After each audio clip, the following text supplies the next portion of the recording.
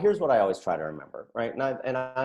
I like a lot of parents, I didn't intend. So if you ask 22-year-old me, when you're 32, do you envision that you'll be a baseball coach or a basketball coach or a soccer coach?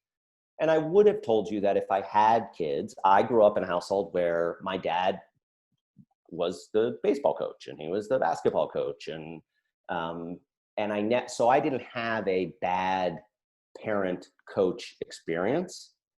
And so my father is a big role model to me, and I looked forward to the day when I would have children of my own and I would get to have a little bit of that relationship with them. But and I don't do well as an observer. So I was of the mindset that if I'm going to go to the field, then I might as well help at the practice. And if I'm going to be at the field and I'm going to be helping at the practice, well, I might as well be the coach.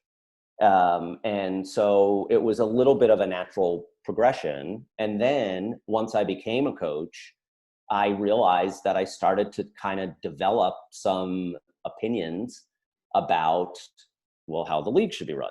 So I thought, well, if I'm going to be here and I'm going to be coaching, I might as well be on the board. And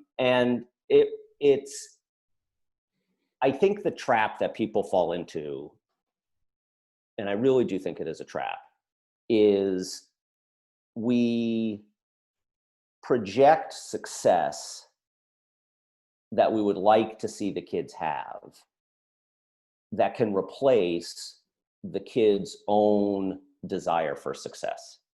So I, on the one hand, I don't know that I'm a proponent of don't keep score, right? A lot of times there are ages where they go, we're not even going to bother keeping score. I don't know that I subscribe to that approach. I think there is value to keeping score because it helps put the game in context. But I am a big proponent of you don't need to fixate on the score until much later, right? And I think sometimes you get people that kind of get tied up in there's a 7U, 8U sporting event that matters. And I think most times when they talk about, and I'm sorry, I don't mean to be hopscotching all over the subject here, but a lot of times when they say, when it comes time to talk to your kids about like how babies are made, right? Your kid pops up a question and be like, hey, how did we even show up, right? The tendency may be for you to give a lot of information that the kid wasn't even really looking for, right? So you may get into physics and parts and names and all of it when you can go, oh, babies are made when boys and girls really love each other. And I go, oh, great, okay. And you're like, I didn't have to do that much. Here, a lot of times in sports things, I think if you were to ask a lot of your 7-year-old players, your 8-year-old players, 4 or 5 days after the game, tell me 2 things that happened in your game last Saturday, many of them would really struggle to tell you something that happened in the game.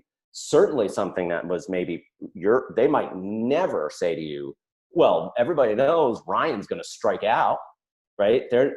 That's not anywhere in it. Mm-hmm. They're certainly not going to tell you we won 7-5 and over that error in the 4th inning.